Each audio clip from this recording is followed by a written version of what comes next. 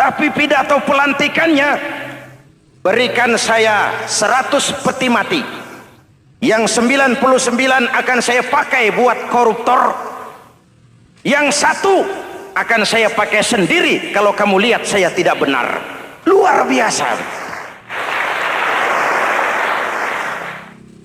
Yang diperlukan sekarang ini keteladanan, hulama'uhum, sikap ngayomi, mencari jalan keluar, bukan memamerkan kekuasaan, memamerkan kekuatan, arogansi, menghormati perbedaan. Itu ciri demokrasi. Hadirin hadirat ma'asyiral muslimin yang saya cintai, ada sebuah cerita pendek. Seorang pengendara sepeda motor ditangkap oleh Pak Polisi, lalu diperiksa. Ini motor siapa? Pinjam Pak. Helm? Pinjam. SIM? Pinjam. Kata Pak Polisi, tidak boleh begini. Marah yang naik sepeda motor. Pak Polisi bagaimana? Kok tidak boleh? Yang punya saja bilang boleh.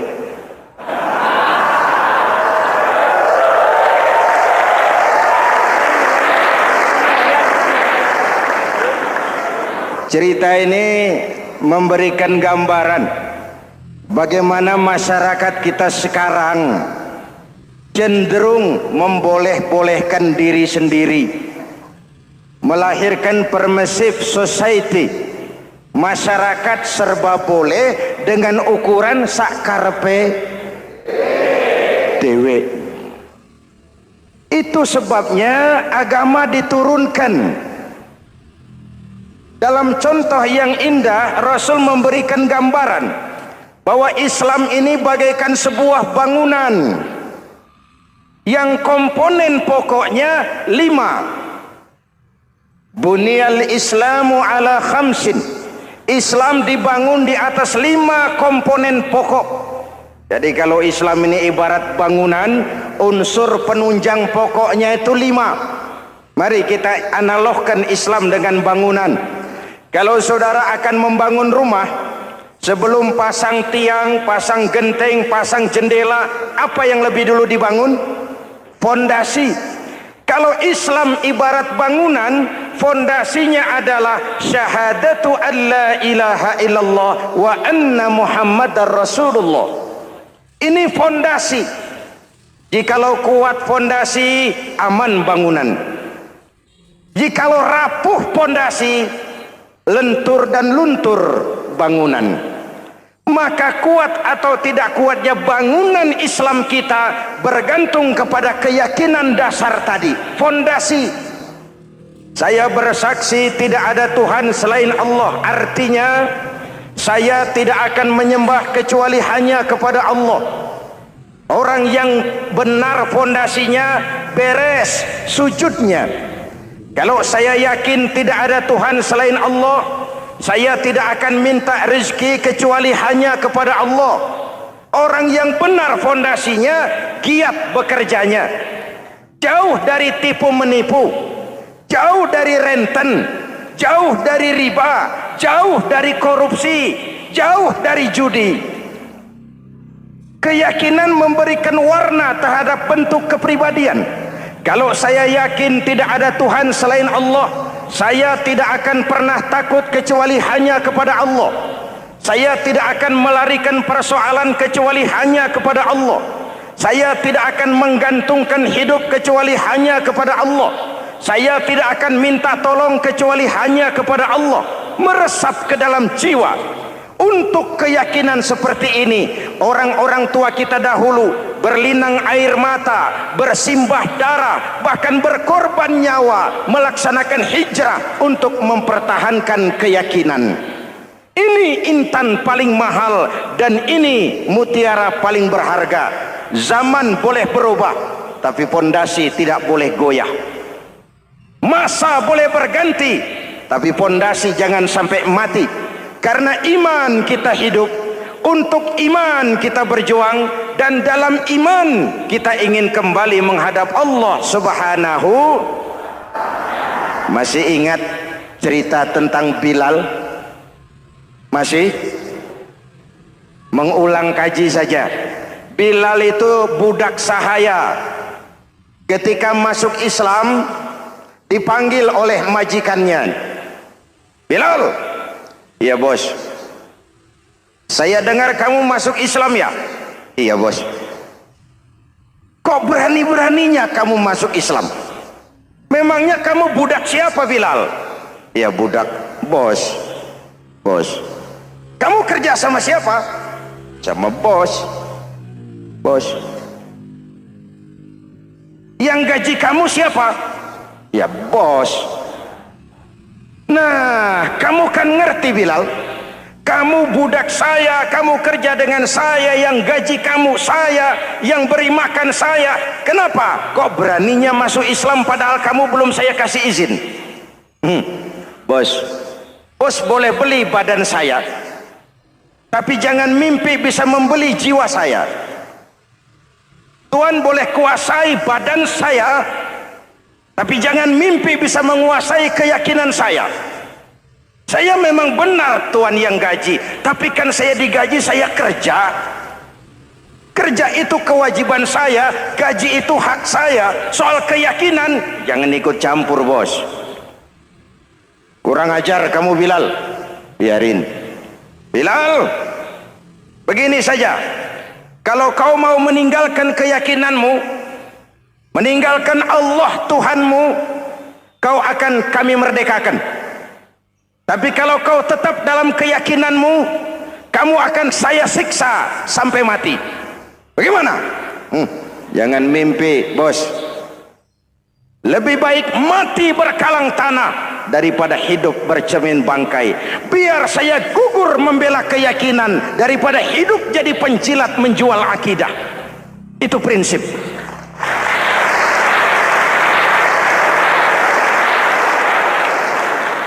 Gendeng kamu. Ayo siksa. Tangannya diikat, dihimpit dengan batu berat, dijemur dengan terik matahari padang pasir, terkelupas kulitnya, mengalir darah dari sekujur badannya, pecah bibirnya. Ayo Bilal, tetap bertuhan Allah dan kau akan mati di sini, atau kembali ke agama lama, kau jadi merdeka. Dari bibir yang pecah itu cuma keluar Allahu Ahad. Bilal budak badannya, merdeka jiwanya, maka namanya ditulis dengan tinta emas dalam sejarah. Kita zaman sekarang merdeka badan kita, tapi sering budak mental dan jiwa kita, maka sejarah tidak pernah mau mencatat kita.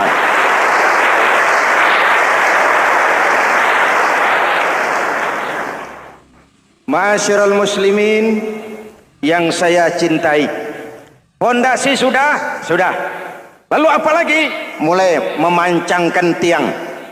Tiangnya 5. Ada tiang namanya zuhur, asar, maghrib, subuh, isya.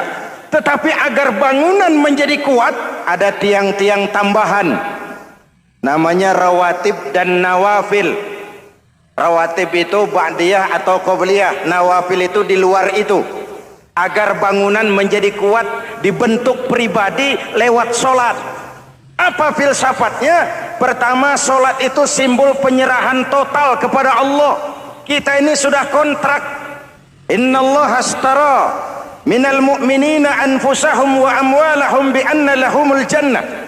Allah telah membeli dari orang-orang mukmin diri mereka, harta mereka, bagi mereka adalah surga.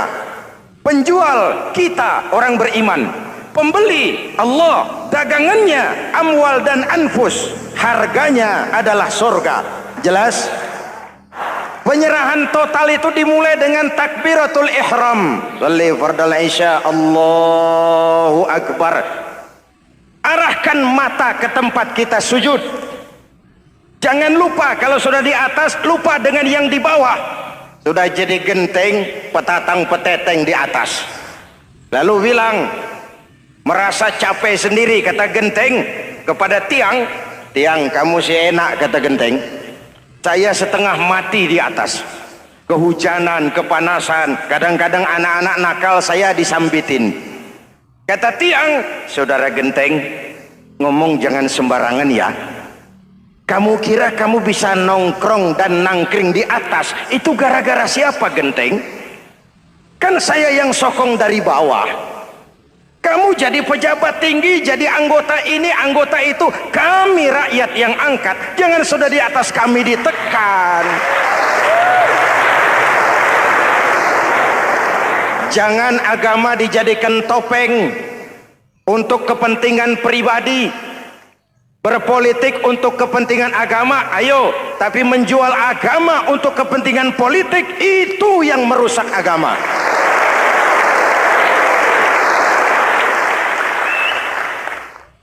Ini kan kita lagi prihatin sedang meluncur kasus Bulog Gate 2.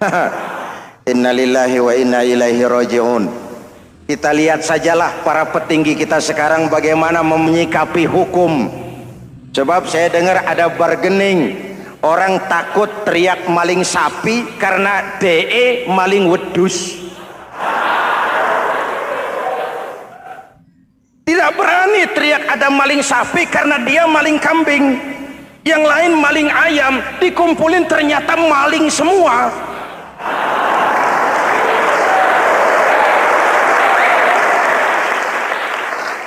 Hadirin yang saya hormati, ini melukai rasa keadilan.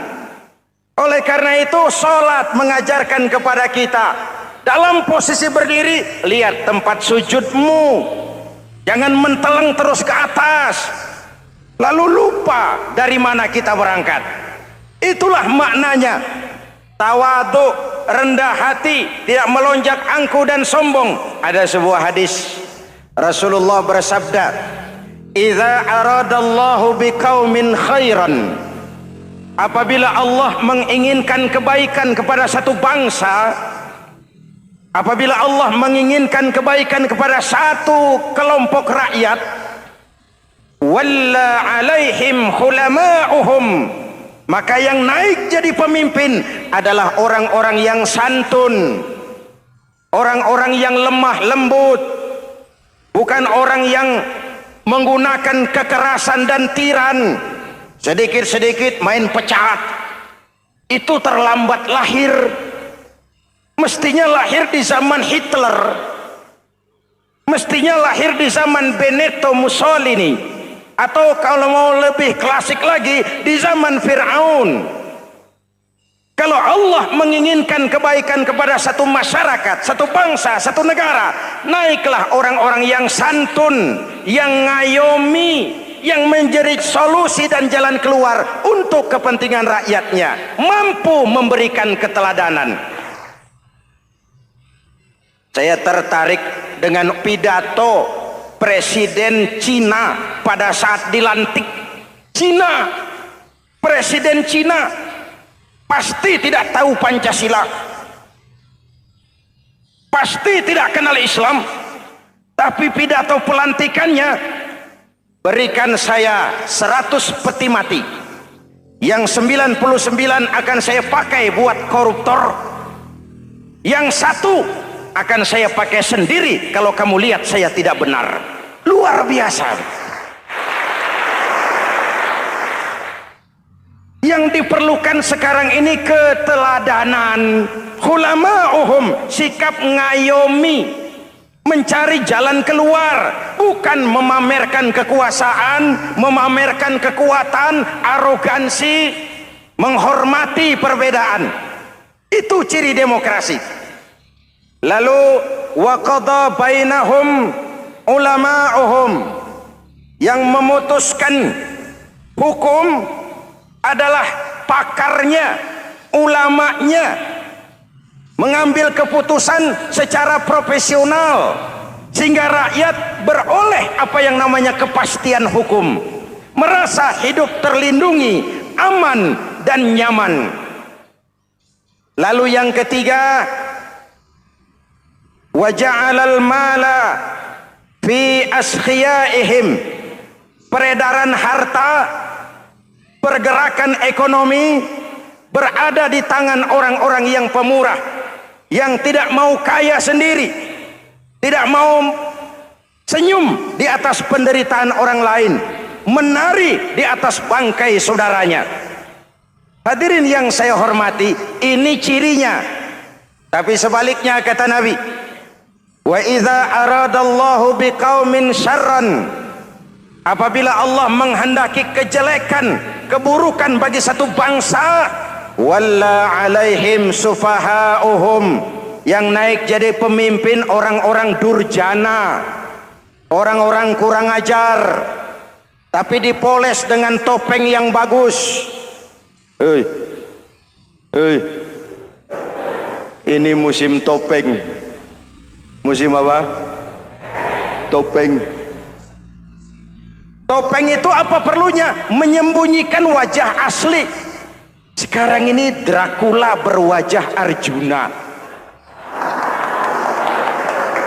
Ini musim topeng. Kita rakyat harus hati-hati dan punya filter, mampu memilah dan memilih. Walla alaihim sufahauhum wa qada bainahum juhaluhum, yang memutuskan hukum, yang mengambil keputusan orang-orang bodoh. Wa ja'alal mala fi bukhalaihim, peredaran harta, peredaran ekonomi jatuh di tangan orang-orang yang bakhil, yang tidak punya konsep menciptakan kemakmuran yang merata bagi seluruh rakyat Indonesia.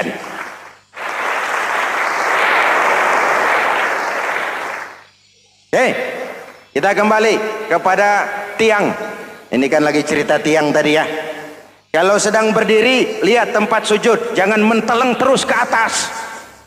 Terserang penyakit tamak bin rakus alias serakah. Nah, selesai. Anggota badan yang paling terhormat ini kepala. Ketika sujud, sama rendahnya dengan telapak kaki. Allahu Akbar, yang besar cuma Allah. Apa bedanya saya dengan saudara? Tidak ada, kecuali saya ngomong saudara dengerin. Kita sama-sama beribadah, sama-sama mencari nilai tambah di hadapan Allah. Apa saya lebih penting dari saudara? Belum tentu. Apa saya lebih hebat dari saudara? Belum tentu. Perasaan lebih penting, lebih hebat, lebih jago setan. Jelas? Ayo tundukkan kepala, dia sama rendahnya dengan telapak kaki kita. Yang besar cuma Allah. Allahu Akbar.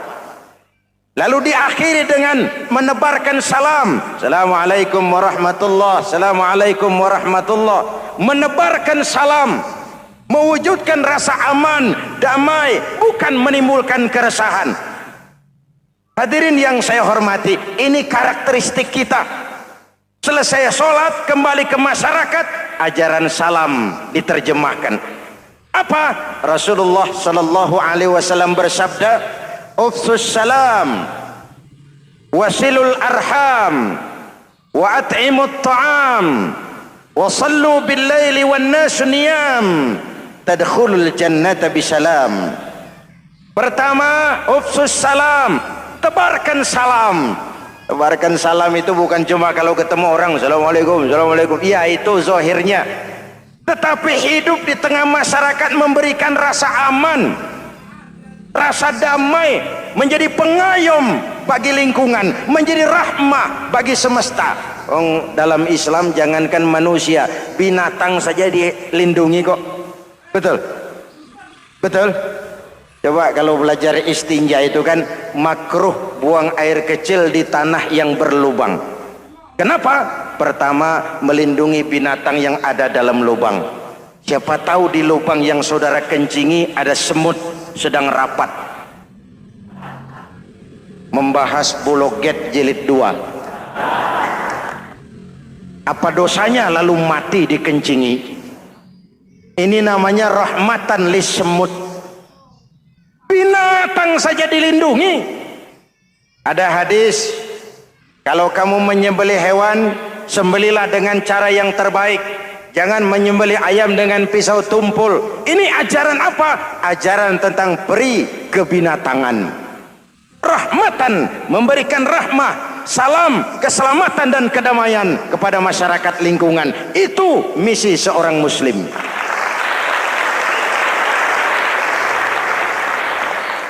Hadirin hadirat ma'asyiral muslimin yang saya cintai, saya kembali kepada pesan Nabi tadi itu. Pertama, ufsus salam, sebarkan salam. Sekarang ini kan yang banyak sebarkan isu, sebarkan fitnah, hancurkan nama baik orang, hantam orang di mana-mana. Padahal yang diajarkan ufsus salam, sebarkan perdamaian, bukan permusuhan. Cari kebenaran, bukan kemenangan. Lalu yang kedua, wasilul arham, sambungkan silaturahmi, tegakkan semangat kekeluargaan dan persaudaraan. Karena kita sudah diikat dengan tali akidah. Mari kita saling bertanya setelah lewat hari-hari yang dimana kita seperti saling berhadapan, seperti tercabut dari akar budaya kita sebagai bangsa. Semangat gotong royong, semangat kekeluargaan makin lentur dan luntur, dan perlu kita angkat kembali ke permukaan. Silul arham, sambungkan semangat silaturahmi. Wa at'imut ta'am, berikan makan orang-orang yang kelaparan, mempunyai kepekaan dan kepedulian. Jangan menari di atas penderitaan orang, jangan tersenyum di atas isak tangis tetangga. At'imut ta'am, mempunyai kepedulian yang tinggi. Wa sallu bil laili wan nasu niyam, bangunlah di keheningan malam ketika orang sedang tidur. Istilah saya, kalau mau telepon Allah, jangan lupa nomor teleponnya itu 44342. Jumlahnya 17. Zuhur, asar, maghrib, isya, subuh 44342. Jangan ragu-ragu, kalau angka cukup telepon sambung. Kalau angka kurang, hati-hati salah sambung. Pak, mau sambung yang lebih cepat bagaimana? Bisa, selain nomor itu, coba pakai sambungan langsung jarak jauh. Namanya SLJJ. Kapan? Tengah malam. Kenapa tengah malam? Lebih murah. Lebih murah. Saluran kosong, telepon jarang yang pakai, orang banyak tidur. Wa minal laili fatahajjad bihi nafilatan lak asa ayyab'atsaka rabbuka maqaman mahmuda. Nun, di keheningan malam bangun. Seperti bapak-bapak, ibu-ibu sering bangun tengah malam ya Bu? Ya. Ngapain? Kalau bangun tengah malamnya sih saya percaya, cuma urusannya apa? Kira bangun tengah malam mau tahajud, malaikat sudah mau nulis, cuma buang air kecil, tidur lagi. Hampir salah tulis saya.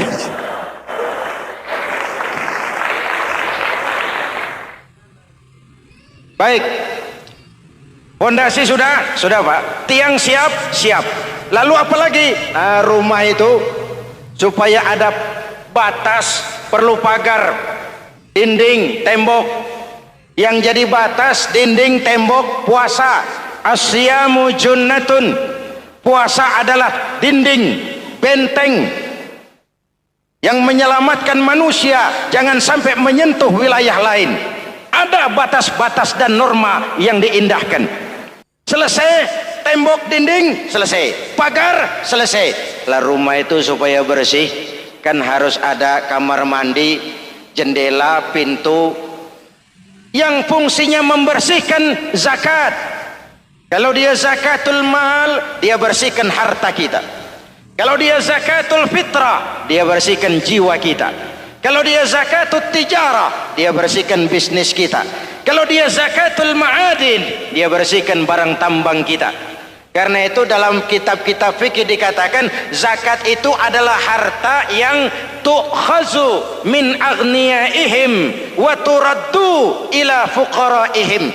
Kiai Haji Zainuddin Hamidi, atau dikenal sebagai Kiai Haji Zainuddin MZ. Beliau lahir pada tanggal 2 Maret 1952. Kiai Haji Zainuddin MZ adalah seorang pemuka agama Islam di Indonesia yang populer melalui ceramahnya di radio dan televisi. Julukannya adalah Dai Berjuta Umat karena dakwahnya yang dapat menyentuh seluruh lapisan masyarakat. Dan ia pernah menjabat sebagai Ketua Umum Partai Bintang Reformasi, kemudian digantikan oleh Bursah Zarnubi. Kiai Haji Zainuddin MZ merupakan anak tunggal buah cinta pasangan Turmuzi dan Zainabun dari keluarga Betawi asli. Ayahnya yang pensiunan pegawai PLN adalah seorang yang taat beragama, sementara ibunya seorang ibu rumah tangga. Sejak umur 2 tahun, Kiai Haji Zainuddin MZ sudah ditinggal sang ayah. Untuk memenuhi kebutuhan hidupnya, sejak kecil Kiai Haji Zainuddin MZ sering membantu sang ibu untuk berjualan nasi uduk. Selama 6 tahun, Kiai Haji Zainuddin MZ mengenyam pendidikan di bawah asuhan Kiai Haji Idam Chalid, ulama karismatik asal Kalimantan, sekaligus politisi ulung yang pernah menjabat sebagai Ketua MPR dan Ketua DPR pada periode 1971 sampai 1977. Kiai Haji Zainuddin MZ ini semakin dikenal masyarakat ketika ceramahnya mulai memasuki dunia rekaman. Kasetnya beredar bukan saja di seluruh pelosok Nusantara, tetapi juga ke beberapa negara Asia. Kiai Haji Zainuddin MZ pernah diangkat menjadi anggota Majelis Permusyawaratan Rakyat Republik Indonesia periode 1997 sampai 1999. Beliau pernah mengisi di suatu acara TV seperti acara Tabligh Akbar Ramadan, Indosiar mulai dari tahun 2000 sampai tahun 2001. Acara TV pengantar sahur dan berbuka puasa, Indosiar dari tahun 1999 sampai 2002. Dakwah puasa acara TV SCTV dari tahun 1991 sampai 2001. Kiai Haji Zainuddin MZ meninggal dunia pada 5 Juli 2011 dalam perjalanan menuju Rumah Sakit Pusat Pertamina karena serangan jantung dan gula darah. Ia meninggal setelah sarapan bersama keluarga di rumahnya Gandaria 1, Kebayoran Baru, Jakarta Selatan. Itulah biografi singkat dari beliau. Mari kita kirimkan Al-Fatihah untuk beliau, Kiai Haji Zainuddin MZ. Jikalau kuat fondasi, aman bangunan. Jikalau rapuh pondasi, lentur dan luntur bangunan. Maka kuat atau tidak kuatnya bangunan Islam kita bergantung kepada keyakinan dasar tadi, fondasi. Saya bersaksi tidak ada Tuhan selain Allah. Artinya saya tidak akan menyembah kecuali hanya kepada Allah. Orang yang benar fondasinya beres sujudnya. Kalau saya yakin tidak ada Tuhan selain Allah, saya tidak akan minta rezeki kecuali hanya kepada Allah. Orang yang benar fondasinya, giat bekerjanya, jauh dari tipu menipu, jauh dari renten, jauh dari riba, jauh dari korupsi, jauh dari judi. Keyakinan memberikan warna terhadap bentuk kepribadian. Kalau saya yakin tidak ada Tuhan selain Allah, saya tidak akan pernah takut kecuali hanya kepada Allah. Saya tidak akan melarikan persoalan kecuali hanya kepada Allah. Saya tidak akan menggantungkan hidup kecuali hanya kepada Allah. Saya tidak akan minta tolong kecuali hanya kepada Allah. Meresap ke dalam jiwa. Untuk keyakinan seperti ini, orang-orang tua kita dahulu berlinang air mata, bersimbah darah, bahkan berkorban nyawa, melaksanakan hijrah untuk mempertahankan keyakinan. Ini intan paling mahal dan ini mutiara paling berharga. Zaman boleh berubah, tapi pondasi tidak boleh goyah. Masa boleh berganti, tapi pondasi jangan sampai mati. Karena iman kita hidup, untuk iman kita berjuang, dan dalam iman kita ingin kembali menghadap Allah Subhanahu. Masih ingat cerita tentang Bilal? Masih? Mengulang kaji saja. Bilal itu budak sahaya. Ketika masuk Islam, dipanggil oleh majikannya. Bilal, iya bos. Saya dengar kamu masuk Islam ya? Iya bos. Kok berani-beraninya kamu masuk Islam? Memangnya kamu budak siapa Bilal? Iya budak bos. Bos. Kamu kerja sama siapa? Sama bos. Bos.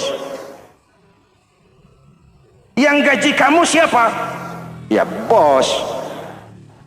Nah, kamu kan ngerti Bilal. Kamu budak saya, kamu kerja dengan saya, yang gaji kamu saya, yang beri makan saya. Kenapa? Kok beraninya masuk Islam padahal kamu belum saya kasih izin? Bos, bos boleh beli badan saya, tapi jangan mimpi bisa membeli jiwa saya. Tuhan boleh kuasai badan saya, tapi jangan mimpi bisa menguasai keyakinan saya. Saya memang benar Tuhan yang gaji, tapi kan saya digaji, saya kerja. Kerja itu kewajiban saya, gaji itu hak saya. Soal keyakinan, jangan ikut campur bos. Kurang ajar kamu Bilal. Biarin. Bilal, begini saja.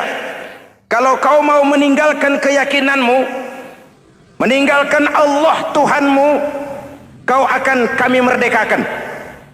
Tapi kalau kau tetap dalam keyakinanmu, kamu akan saya siksa sampai mati.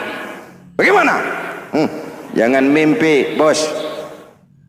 Lebih baik mati berkalang tanah daripada hidup bercermin bangkai.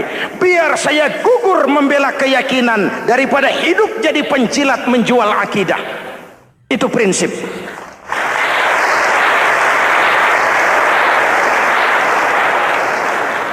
Gendeng kamu.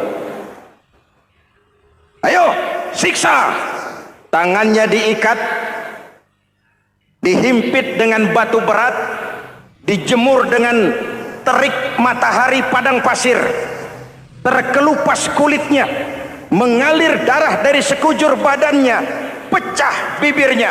Ayo Bilal, tetap bertuhan Allah dan kau akan mati di sini, atau kembali ke agama lama, kau jadi merdeka. Dari bibir yang pecah itu cuma keluar Allahu Ahad. Bilal budak badannya, merdeka jiwanya, maka namanya ditulis dengan tinta emas dalam sejarah. Kita zaman sekarang merdeka badan kita, tapi sering budak mental dan jiwa kita, maka sejarah tidak pernah mau mencatat kita.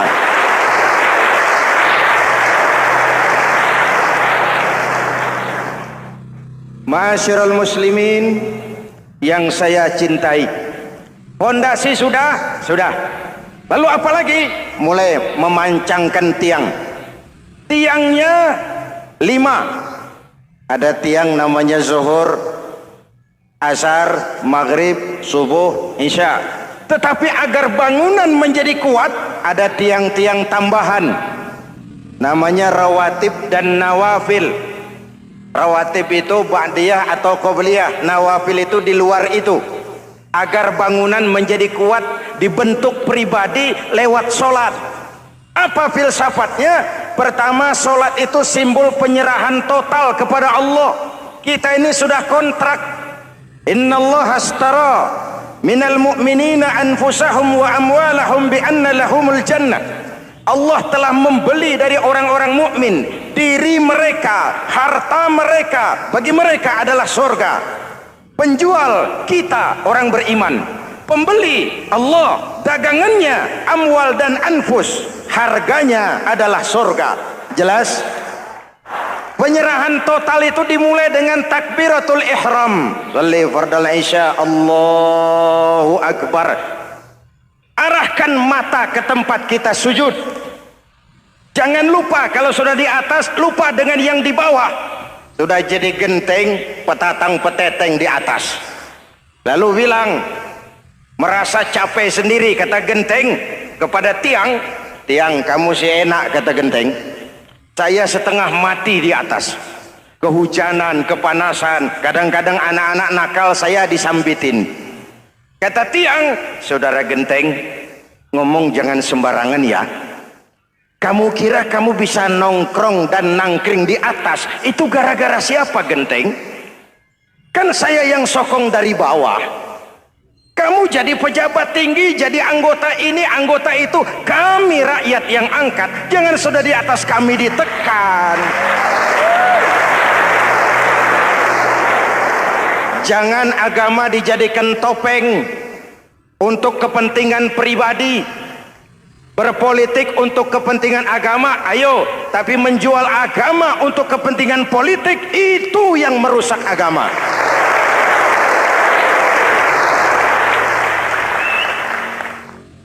Ini kan kita lagi prihatin sedang meluncur kasus Bulog Gate 2. Innalillahi wa inna ilaihi raji'un. Kita lihat sajalah para petinggi kita sekarang bagaimana menyikapi hukum. Sebab saya dengar ada bargaining, orang takut teriak maling sapi karena DE maling wedus. Tidak berani teriak ada maling sapi karena dia maling kambing. Yang lain maling ayam, dikumpulin ternyata maling semua.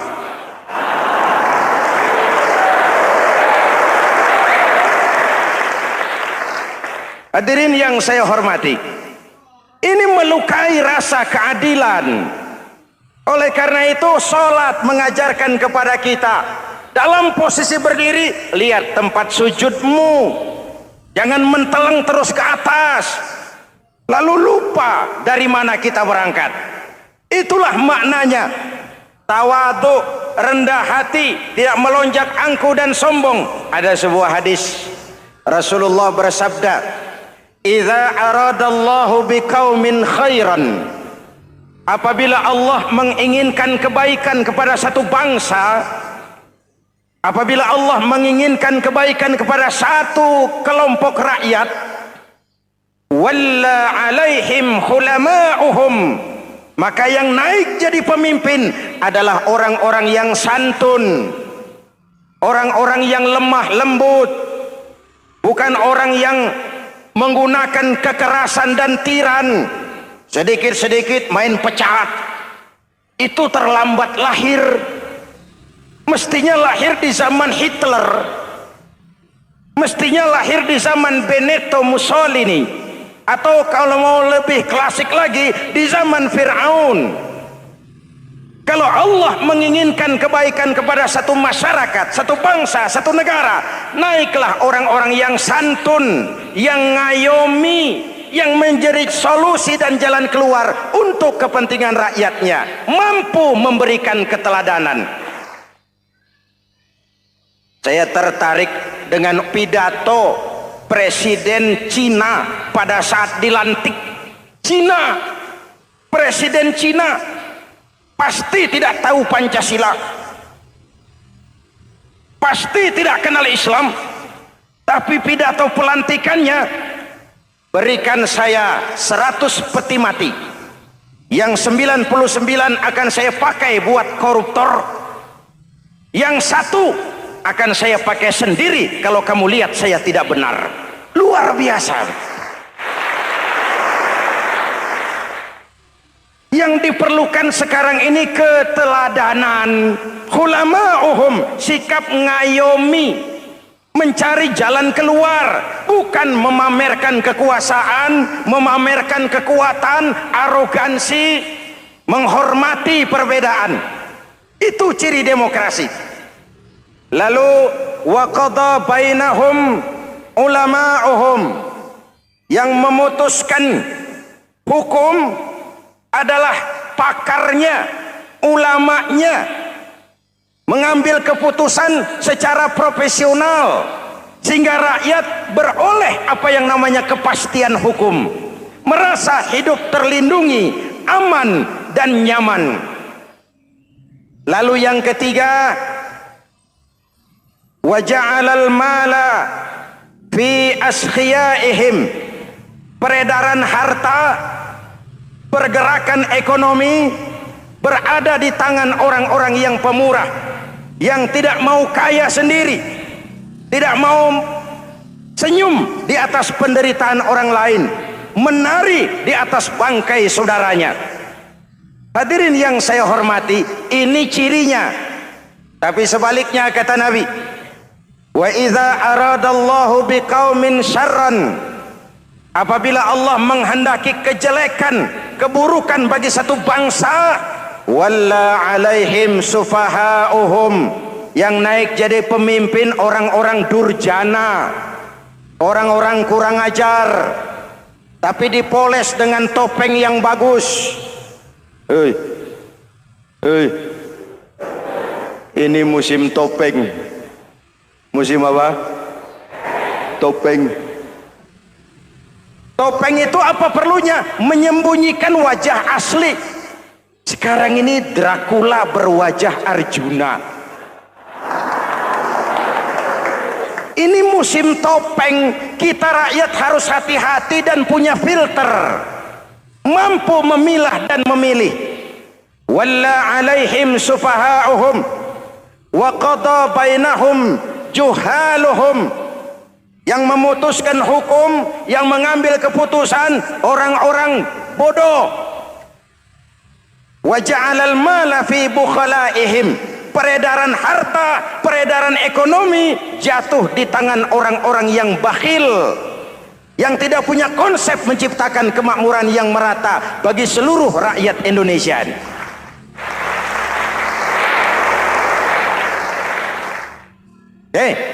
Kita kembali kepada tiang. Ini kan lagi cerita tiang tadi ya. Kalau sedang berdiri, lihat tempat sujud, jangan menteleng terus ke atas. Terserang penyakit tamak bin rakus alias serakah. Nah, selesai. Anggota badan yang paling terhormat ini kepala. Ketika sujud, sama rendahnya dengan telapak kaki. Allahu Akbar, yang besar cuma Allah. Apa bedanya saya dengan saudara? Tidak ada, kecuali saya ngomong saudara dengerin. Kita sama-sama beribadah, sama-sama mencari nilai tambah di hadapan Allah. Apa saya lebih penting dari saudara? Belum tentu. Apa saya lebih hebat dari saudara? Belum tentu. Perasaan lebih penting, lebih hebat, lebih jago setan. Jelas? Ayo tundukkan kepala. Dia sama rendahnya dengan telapak kaki kita. Yang besar cuma Allah. Allahu Akbar. Lalu diakhiri dengan menebarkan salam. Assalamualaikum warahmatullah. Assalamualaikum warahmatullah. Menebarkan salam, mewujudkan rasa aman, damai, bukan menimbulkan keresahan. Hadirin yang saya hormati, ini karakteristik kita. Selesai sholat, kembali ke masyarakat, ajaran salam diterjemahkan. Apa? Rasulullah Sallallahu Alaihi Wasallam bersabda, "Ufsus salam, wasilul arham, wa at'imut ta'am, wa sallu bil laili wan nasu niyam, tadkhulul jannata bisalam." Pertama, ufsus salam, tebarkan salam. Tebarkan salam itu bukan cuma kalau ketemu orang assalamualaikum, assalamualaikum. Iya, itu zahirnya. Tetapi hidup di tengah masyarakat memberikan rasa aman, rasa damai, menjadi pengayom bagi lingkungan, menjadi rahmah bagi semesta. Dalam Islam jangankan manusia, binatang saja dilindungi kok. Betul? Betul? Coba kalau belajar istinja itu kan makruh buang air kecil di tanah yang berlubang. Kenapa? Pertama, melindungi binatang yang ada dalam lubang. Siapa tahu di lubang yang saudara kencingi ada semut sedang rapat. Membahas Bologet jilid 2. Apa dosanya lalu mati dikencingi? Ini namanya rahmatan lis semut. Binatang saja dilindungi. Ada hadis, kalau kamu menyembelih hewan, sembelilah dengan cara yang terbaik. Jangan menyembelih ayam dengan pisau tumpul. Ini ajaran apa? Ajaran tentang peri kebinatangan.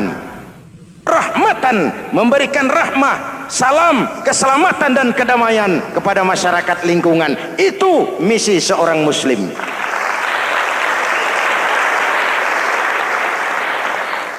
Hadirin hadirat ma'asyiral muslimin yang saya cintai, saya kembali kepada pesan Nabi tadi itu.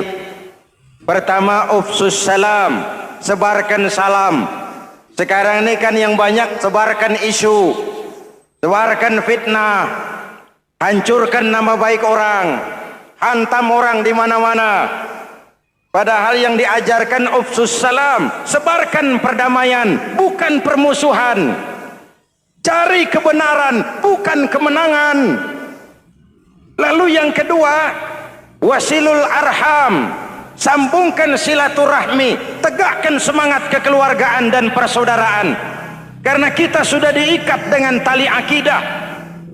Mari kita saling bertanya setelah lewat hari-hari yang dimana kita seperti saling berhadapan, seperti tercabut dari akar budaya kita sebagai bangsa. Semangat gotong royong, semangat kekeluargaan makin lentur dan luntur, dan perlu kita angkat kembali ke permukaan. Silul arham, sambungkan semangat silaturahmi.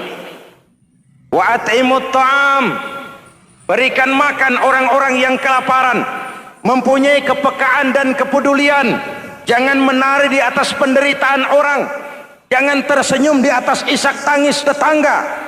At'imut ta'am, mempunyai kepedulian yang tinggi. Wasallu bil laili wan nasu niyam, bangunlah di keheningan malam ketika orang sedang tidur. Istilah saya, kalau mau telepon Allah, jangan lupa nomor teleponnya, 44342, jumlahnya 17. Zuhur, asar, maghrib, isya, subuh, 44342. Jangan ragu-ragu, kalau angka cukup telepon sambung, kalau angka kurang hati-hati salah sambung. Pak, mau sambung yang lebih cepat bagaimana? Bisa, selain nomor itu coba pakai sambungan langsung jarak jauh, namanya SLJJ. Kapan? Tengah malam. Kenapa tengah malam? Lebih murah. Lebih murah. Saluran kosong, telepon jarang yang pakai, orang banyak tidur. Wa minal laili fatahajjad bihi nafilatan lak asa ayyab'atsaka rabbuka maqaman mahmuda. Nun di keheningan malam, bangun. Seperti bapak-bapak, ibu-ibu sering bangun tengah malam ya Bu? Ya. Ngapain? Kalau bangun tengah malamnya sih saya percaya, cuma urusannya apa? Kira bangun tengah malam mau tahajud, malaikat sudah mau nulis, cuma buang air kecil, tidur lagi. Hampir salah tulis saya.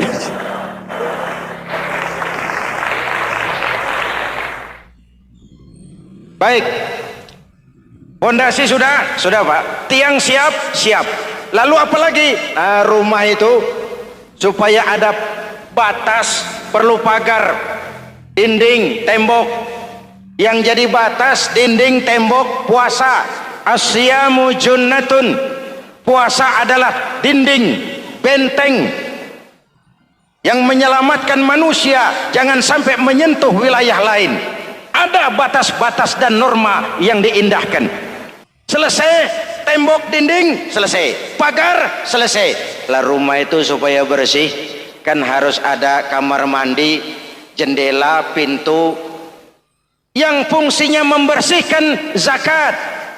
Kalau dia zakatul mal, dia bersihkan harta kita.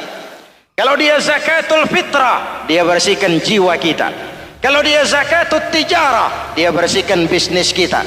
Kalau dia zakatul ma'adin, dia bersihkan barang tambang kita. Karena itu dalam kitab-kitab fikih dikatakan zakat itu adalah harta yang tu'khazu min aghniyaihim wa turaddu ila fuqaraihim. Jikalau kuat fondasi, aman bangunan. Jikalau rapuh fondasi, lentur dan luntur bangunan. Maka kuat atau tidak kuatnya bangunan Islam kita bergantung kepada keyakinan dasar tadi, fondasi. Saya bersaksi tidak ada Tuhan selain Allah, artinya saya tidak akan menyembah kecuali hanya kepada Allah. Orang yang benar fondasinya beres sujudnya. Kalau saya yakin tidak ada Tuhan selain Allah, Saya tidak akan minta rezeki kecuali hanya kepada Allah.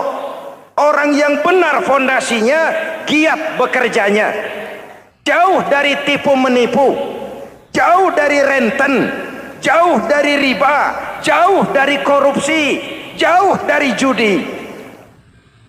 Keyakinan memberikan warna terhadap bentuk kepribadian. Kalau saya yakin tidak ada Tuhan selain Allah, saya tidak akan pernah takut kecuali hanya kepada Allah. Saya tidak akan melarikan persoalan kecuali hanya kepada Allah. Saya tidak akan menggantungkan hidup kecuali hanya kepada Allah. Saya tidak akan minta tolong kecuali hanya kepada Allah. Meresap ke dalam jiwa. Untuk keyakinan seperti ini, orang-orang tua kita dahulu berlinang air mata, bersimbah darah, bahkan berkorban nyawa, melaksanakan hijrah untuk mempertahankan keyakinan. Ini intan paling mahal dan ini mutiara paling berharga. Zaman boleh berubah, tapi pondasi tidak boleh goyah.